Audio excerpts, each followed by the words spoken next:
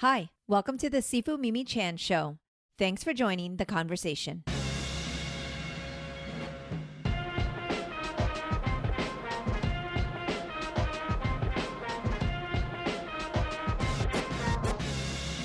Hi everyone, it's another MiOsc episode. Today, Oscar and I sit down to discuss the Walum Grandmaster succession ceremony, which has garnered a lot of interest online. In just the first week, we had over 30,000 views on YouTube. By some standards, that's not a lot, but for us, it's quite a bit. We break down the tradition, symbolism, and answer some of the questions we've encountered around the ceremony. I enjoy these conversations and hope you do too. If you do, please rate my podcast on your platform of choice and share it with others. If you would like to support with a donation to help keep this podcast going and support the work I do, you can become a patron of the show by visiting my website or patreon.com/SifuMimiChan. For comments or suggestions, reach out on social media at SifuMimiChan. And a quick shout out to all my patrons out there who have been so supportive all this time. You guys are awesome. Now, on with the show. Hello, everybody. Another MiOsc episode. Yay! So exciting. Well, that is pretty much what people think of when they think about you on this podcast, is your excitement and how you bring the energy from here to here. So I've been told. All right, well, welcome back. I thought we would do a little bit of a check-in because a lot has happened since our last conversation. We actually were a little bit ahead, and we did a lot of recording ahead of time, so we had about a month off, even though the last episode was only a couple of weeks ago that dropped on progress. But since we've last spoken, there's been some big Walum milestones. Yeah, what are those milestones, Mimi Chan? You know, there was this really great FAQ on Kung Fu Pod with you and Jade, one of our instructors. And to quote one of our dear friends, it's like, Sifu Oscar, can you tell me what's changed in Walum? Well, the biggest news that happened was that Grandmaster succession ceremony. Very big deal. You took on the mantle officially, so to speak. Right. We actually have gotten so much love. So thank you guys for who has, one, watched this entire 45-minute video ceremony. And because the YouTubes gives us information on that, we've actually had so many people, over 30,000 people, as a matter of fact, tune into that Grandmaster succession video, which is kind of interesting because we have 29,900 less that watch this podcast, but maybe a few more of you are tuning in now. But either way, it was so lovely to get so much positivity, so much interest in that succession ceremony. I was actually really surprised because we did post a kind of highlight reel of my father's discipleship a few years ago, and that got some love. But this one in particular, I think, sparked a lot of interest. And I thought we would talk about it a little bit today because it sparked so much interest. This Grandmaster succession ceremony not only rarely happens, sometimes it never happens. One of the things you talked about on the FAQ following the ceremony was that a lot of times this succession doesn't really happen until the Grandmaster passes away. So we don't often get to see kind of the handing over of responsibility and the technicality in terms of the title, but also, here's the system, and proliferate, preserve, do all the things. And so I was just fascinated to see within just not even a week the amount of interest that was sparked by this ceremony.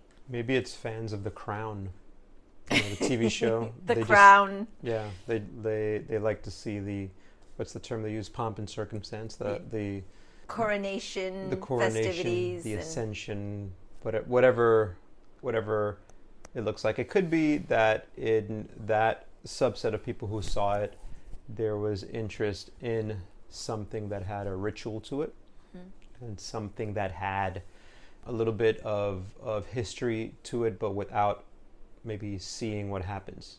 I equated it to conclave, right, where all these cardinals pick who the next pope is, but it's closed. No one ever gets to see it. No one ever really sees what happens except for those who are participating. So maybe because things like this are normally not viewed or seen, it had some interest. I think so. You're right. It's often a closed door ceremony, meaning it's only the immediate family as well as the immediate, like the upper level instructors, and what our cultural advisor, Wayne, who has been on this podcast, has been lovely enough to help us, is also featured at the end of that ceremony video in the Manchu costume, and people, to answer a couple questions that we saw. He actually is of Manchu descent, so that is why he was wearing that clothing and apparel, and just kind of wanted to honor heritage, but also mentioned specifically that was like a commoner outfit. It wasn't like a dignitary. But he mentioned that a lot of times this ceremony in particular is really only attended by dignitaries or people of quote unquote high rank within the system or the style. So it is often a closed door thing.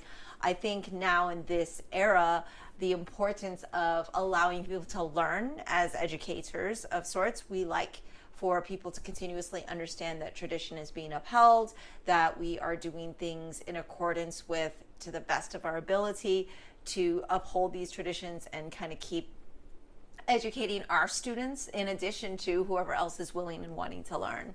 It's a balance, the balance of maintaining tradition and also knowing that we're in 2026.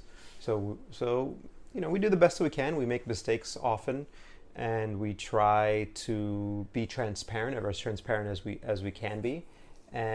But even without all of that, it's still a pretty momentous thing, even if you were to take it like as a business, right? Where you give props to someone like Tim Cook, the CEO of Apple, knowing that at a certain age, he's like, you know what, I've got to pass the reins on. Whereas you have other people who are not where they need to be to run the system and still try to hold on. So I think even in that case, it's something that's rare, where someone says, you know what, I think it's time now for the next generation to carry the torch forward officially. Yeah, there's something really important there, because I feel like when we are the person that's in a position of authority, a lot of times relinquishing that is very, very difficult, because there's a sense of not just the actual loss of control, but like kind of loss of self.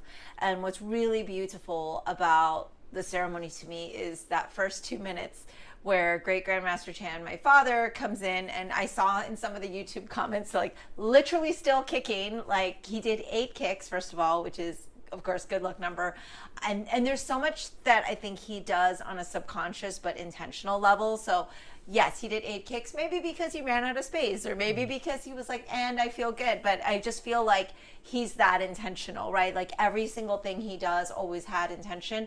And so it was just really beautiful for him to walk into a room of essentially family. Everybody that was there have been with the system for a really long time. We had past, present, and future there. I thought that was really beautiful. I had some of my seeings that maybe aren't, people who are running a school, but of course still love the art form, continue to train on their own, but kind of the past, right? People who started with my father back in the 60s and 70s in Boston and Chinatown and North Station, and just kind of had this historical moment. And then the present, meaning everybody there that was currently training, practicing, upholding the tradition, has their own schools. And then the future was there too, right? Which were all of my students who perform the lion dance, and a lot of the younger ones that, when I say younger, some of these kids, are as young as like 11 years old, 10, 11 years old, but at the same time, young in the system. So most of our practitioners, at least a decade in, but we had some practitioners that were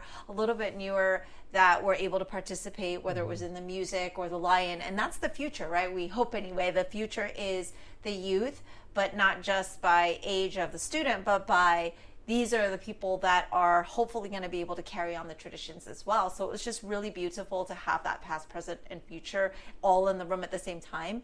And for Great Grandmaster Chan to literally come in and just enjoy it, which is something I feel like as leadership you don't always get to do, because you're so much into doing your job, doing what you need to do. And I think at that ceremony, what I really felt was his presence of just enjoyment. He's just got a big smile on his face for the majority of the ceremony and really enjoyed all of the different aspects. He was really funny, it was just really moving to actually go back and watch it. While I was living it, there was a little bit of, adrenaline and kind of not nervousness, but nerves in a sense of like having to know, like, okay, we want to make sure this goes smoothly. I was still in event planning mode, but to get to sit back and watch and really just see the joy in the room, but the joy that my father was exuding was really awesome. Yeah, he seemed very happy.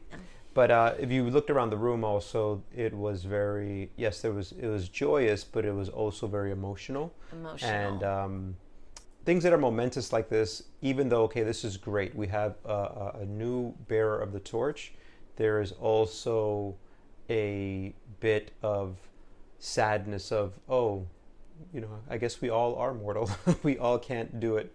You look at something like a super huge event that happened in just recently with the World Cup, and you had these amazing people like Lionel Messi at 38, still young for us, right? But you can't beat biology, right? Yeah. You can't always leave the field in a victory, but inevitably we all will leave the field, right? So there is sometimes this thing of like, this is just the way, this is great that it's happening, but also this is just the nature of things. And sometimes when you have to accept the nature of things, it can get emotional.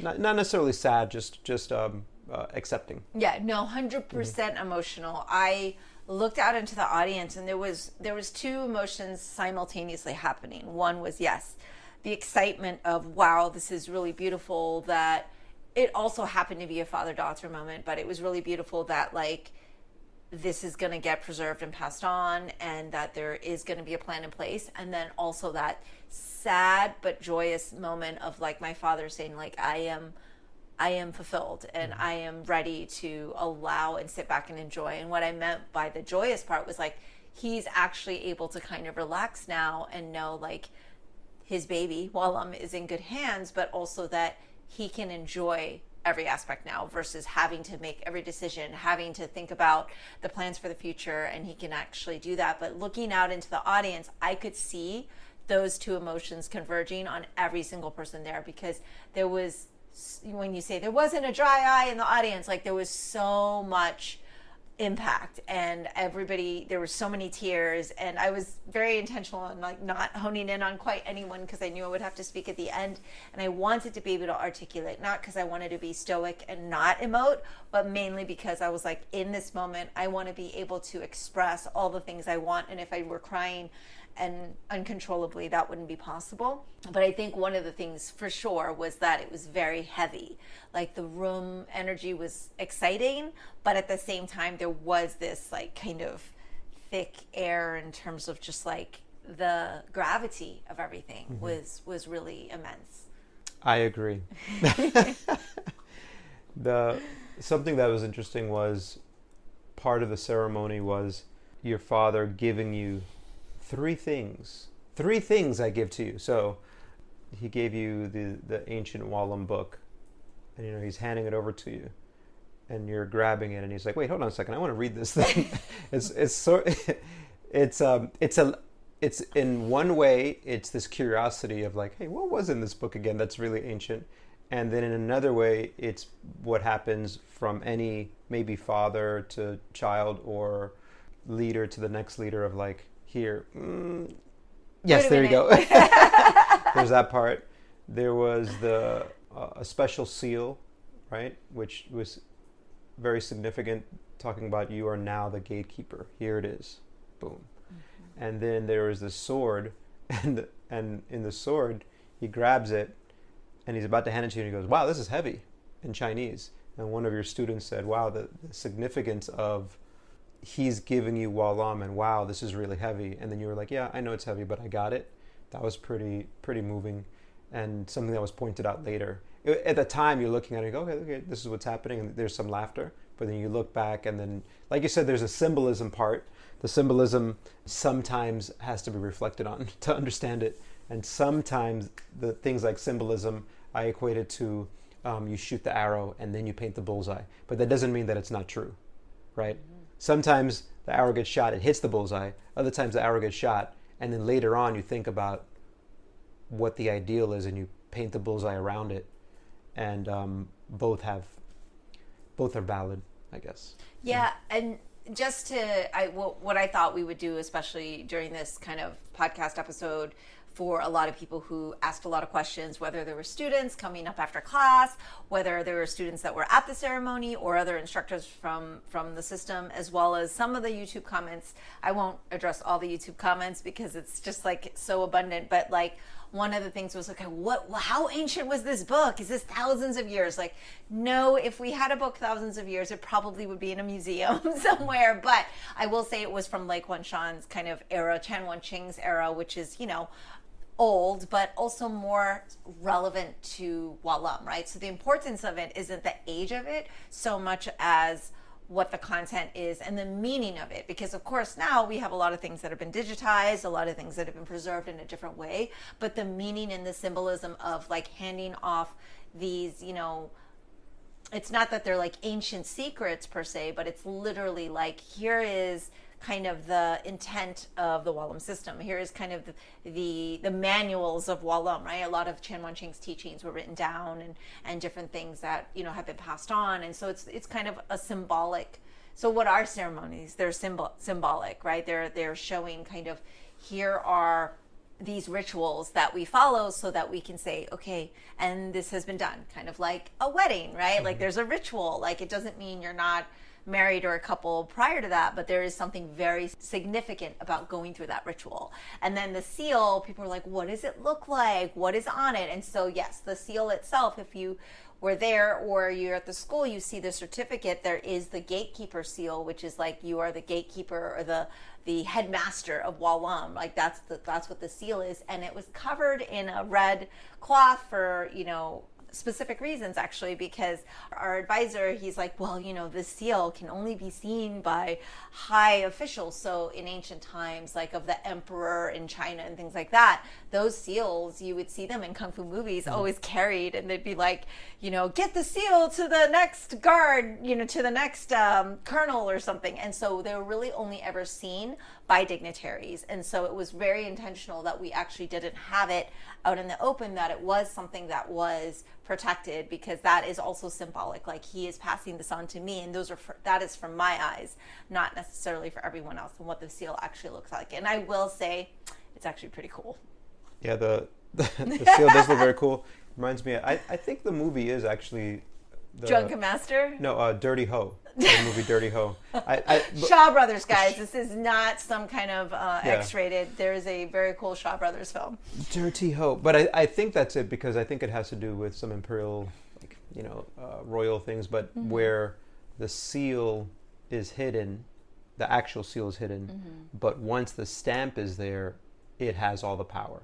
So it carries the weight of what it represents. Yeah. Once you see it, this is the presidential or the imperial or whatever that seal.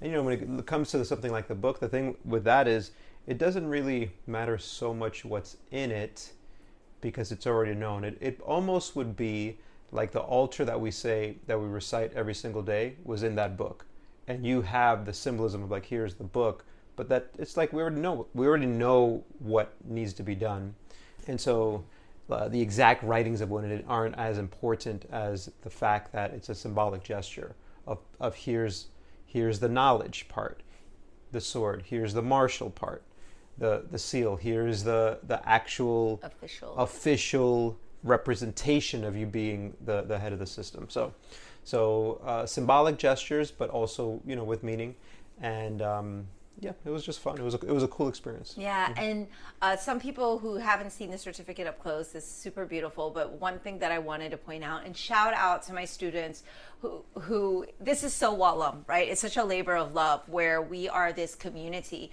that come together to overcome challenges and things like that. And literally, my certificate is just a labor of love, and all the students that worked on it, thank you so much. Literally every single piece was crafted individually early because there was all these technical issues, and everyone from, Lucy graphic designing to Erica putting the gold trim on it to like, getting the seal proper, all the different aspects. It was so fascinating that it took so many people to consult. And, I had the guys who were like, I'm an architect, I do print all the time, and like all consulting and trying to figure out how to get this certificate. You would think just printing a certificate in 2026 would be simple, but it was not a simple thing. It was literally almost handcrafted at this point. And but that's so Walam, right? Like so many different people coming in and sharing their expertise. And that's kind of the beauty of understanding as a leader, like you can't do every single thing, and that you do need people to kind of come in and help you. And so it was just really lovely. And just having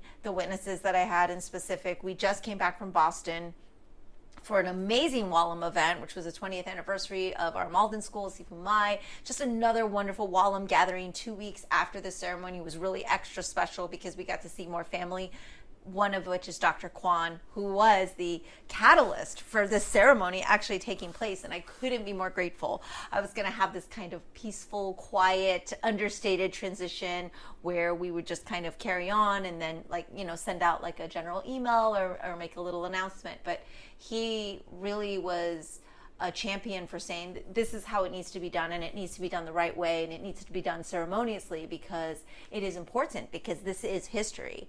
And to be able to sit with him at lunch last week was just such a treat. So having him as one of the witnesses, as a community member for the Chinese American community in Boston, but as well as here, just as a Walam advisor for over 50 years, almost 60 years now, it was so meaningful to have him participate in the way that he did, even though he couldn't be there in person. He was there virtually thanks to technology, and was able to pre-sign.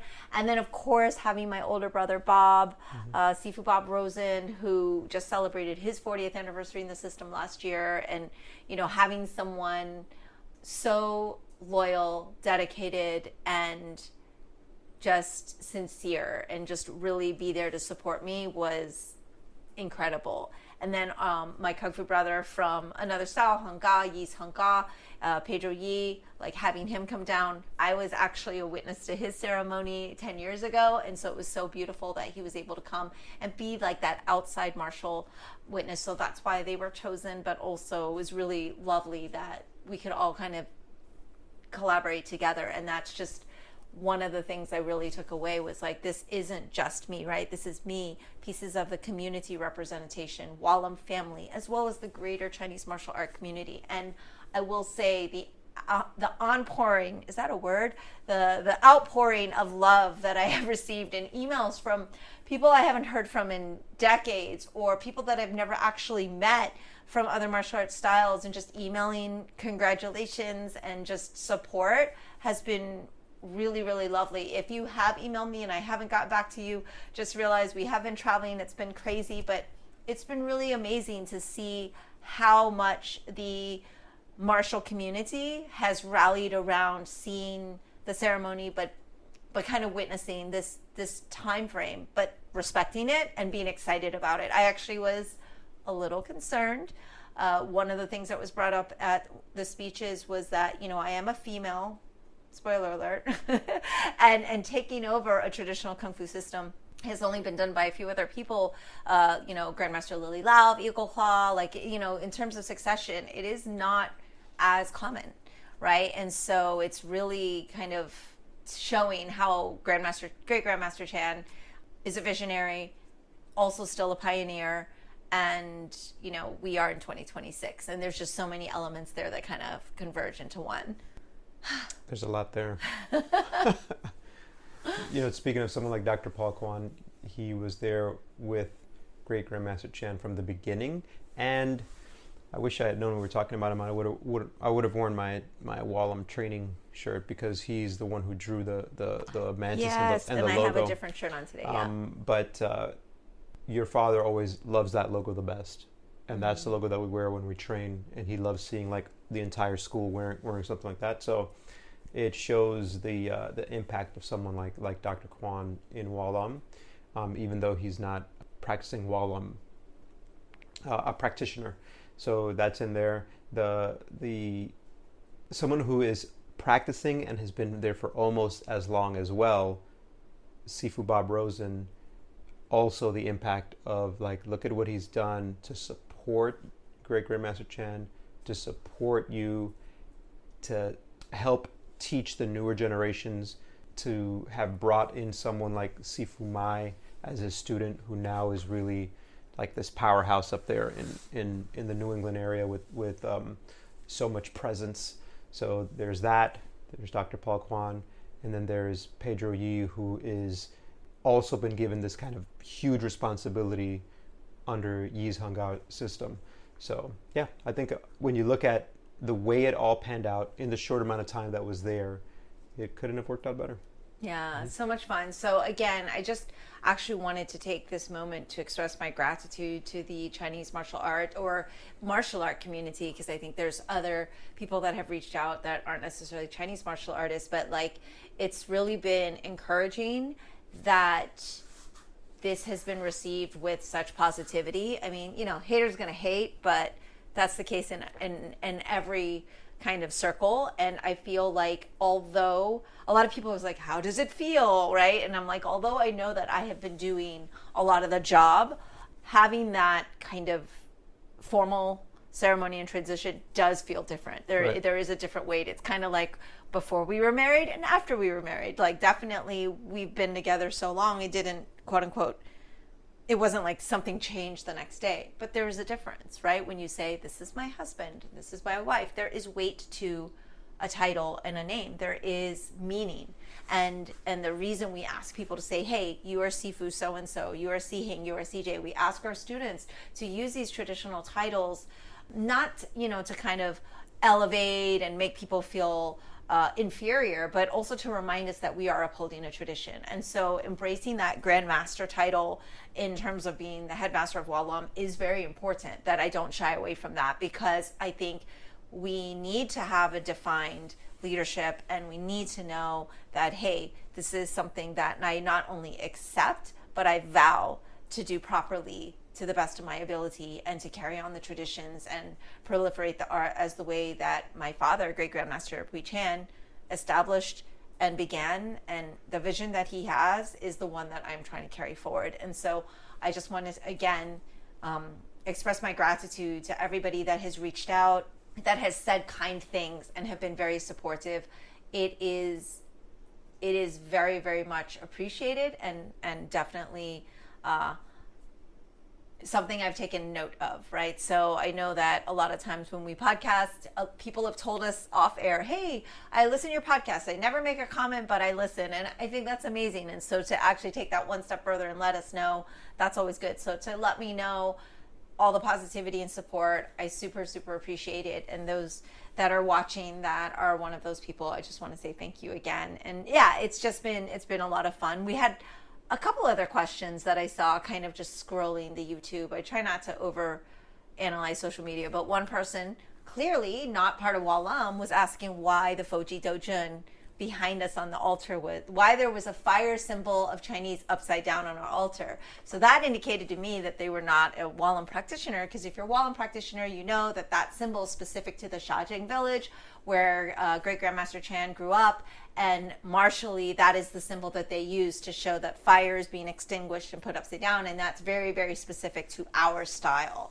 and our tradition in Walam. And so it was interesting to even see, oh, that means other people are watching this, and someone said, oh yeah, I just got fed this by the algorithm, maybe because I like martial arts, and I watched it and it was fascinating. So it was just fascinating to me that non-Walam practitioners were interested to even watch this ceremony and be kind of entranced by it, and the bowing gesture. And Wayne, you know, our cultural advisor, was like, well, 3 bows are what's appropriate to show the stature. 9 would be too much, you know, 9 is like for a different type of occasion, but like it was really done with the intention of showing that deep respect and trying to do everything formally but also properly.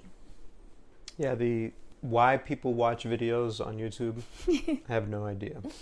But it is hopeful that the algorithm feeds something to you, you watch it, and hopefully you get value of it. Because I think often you watch something and you may be like, why did I waste my time? Why do I waste my time doing that? So hopefully that's not the case. People watching the video, the traditional part of it is very important to us because we are traditional, but also try to be professional about it. And so the titles don't mean much as far as we need to put different people at different ranks and be kowtowing on one side and making other people more inferior or superior.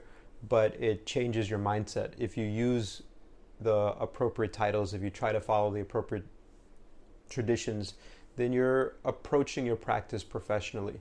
And I've always found that there are people who are hobbyists, then there's people who are below hobbyists where they're just like, oh, I'm kind of interested in that. And then there's people who treat something professionally. And we're trying to uphold it in a professional and traditional manner. So we say that at the school is like, oh, you're a serious student or you're a serious practitioner. And for you embracing the title of Grandmaster, for me as an instructor to embrace the title of Sifu, for me to go to someone who's like Sifu Bob and say Sibot as my older Kung Fu uncle, right? To use those titles kind of turns on that light switch of like, oh wait, it reminds me to be, oh, I'm trying to be professional. I'm trying to take this seriously because it means a lot to me. And it's not to disparage anyone who doesn't want to do that or who wants to run maybe their organization differently. But we kind of have to stick with what we believe is the right way to do it. Yeah, absolutely. And I just want to say again, we did just return from Boston with all of this. We were able to participate in the August Moon Festival, which is a long-time tradition, and really cool that we're able to do it right in Boston Chinatown, and just kind of connecting the dots, right? And like not only Wallum stuff, but greater community activities and events and celebrations, and just again being there for a great Wallum milestone and celebration.